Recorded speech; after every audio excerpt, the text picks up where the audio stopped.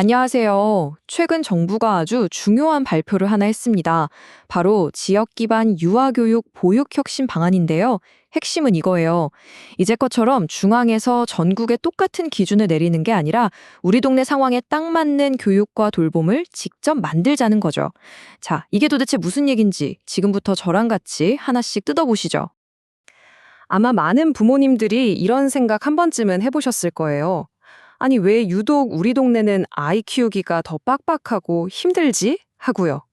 맞습니다. 바로 이 질문이 오늘 우리가 풀어야 할 숙제의 시작점입니다. 그럼 왜 그럴까요? 그 답은 지금의 시스템이 가진 구조적인 문제들 속에 숨어 있습니다.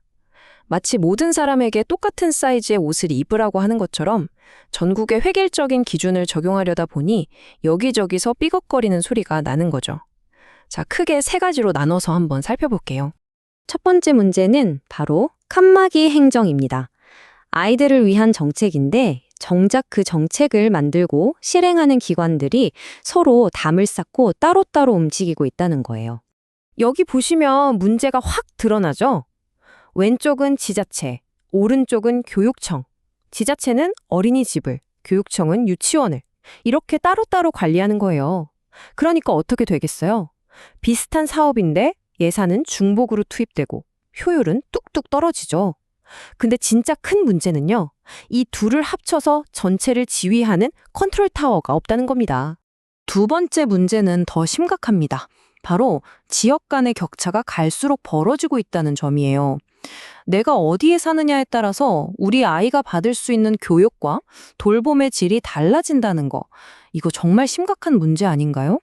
이 그래프를 보면 한눈에 알 수 있습니다. 도시와 농어촌 지역을 비교해보면 시설 같은 인프라나 선생님들의 역량, 또 급할 때 필요한 야간 돌봄 같은 프로그램에서 차이가 엄청나게 벌어져 있어요.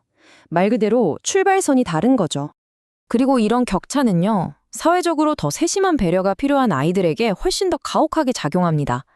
인구가 줄어드는 지역의 아이들이나 장애가 있는 아이들, 또 다문화 가정의 아이들은 자기한테 꼭 맞는 전문적인 지원을 받을 기회조차 갖기 어려운 게 현실이에요.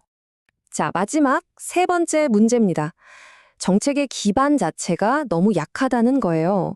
대부분 잠깐 해보고 마는 시범 사업에 의존하다 보니까 사업 기간이 끝나면 모든 게 그냥 없던 일이 되어버리는 거죠.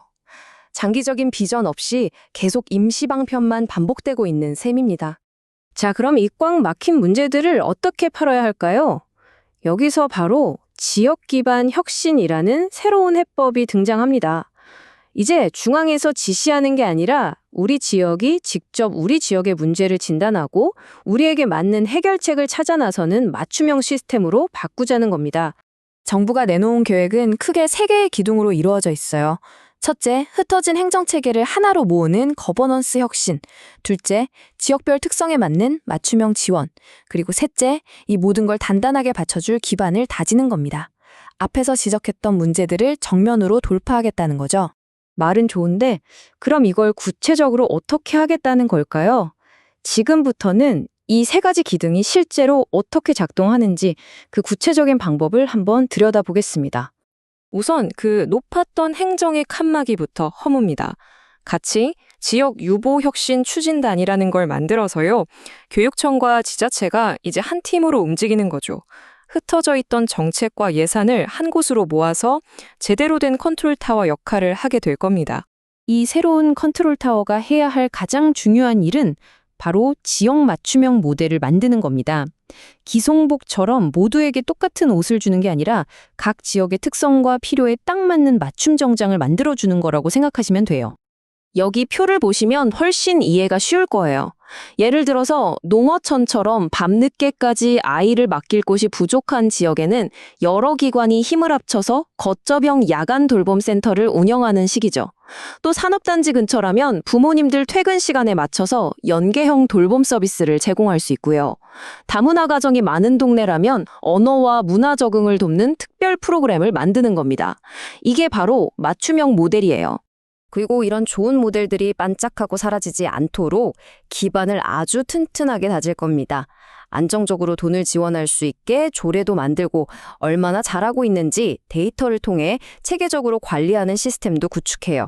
특히 잘하는 지역은 유보혁신 특구로 지정해서 팍팍 밀어줄 계획이라고 합니다. 자, 그렇다면 이렇게 야심찬 계획들, 과연 언제쯤 우리 동네에서 실제로 만나볼 수 있을까요? 마지막으로 구체적인 시간표를 한번 확인해 보시죠. 로드맵이 아주 구체적이에요. 당장 2026년 하반기부터 각 지역에 추진단을 만들기 시작하고요. 2027년 상반기에는 성과관리 시스템을 만듭니다. 그리고 2027년 하반기에는 전국에 있는 우수 사례들을 모아서 다 같이 공유하는 자리도 가질 예정입니다. 그냥 아이디어만 던진 게 아니라 아주 명확한 시간표를 가지고 움직이는 거죠. 획일적인 시스템에서 벗어나서 우리 지역, 우리 아이에게 꼭 맞는 교육과 보육을 하겠다. 방향 자체는 정말 옳은 것 같습니다. 하지만 이 거대한 변화가 성공하려면 앞으로 넘어야 할 산도 많겠죠. 과연 이 계획이 흔들림 없이 추진되어서 정말 우리 동네 아이 키우는 환경을 바꿀 수 있을지 앞으로도 계속 관심 가지고 지켜봐야겠습니다.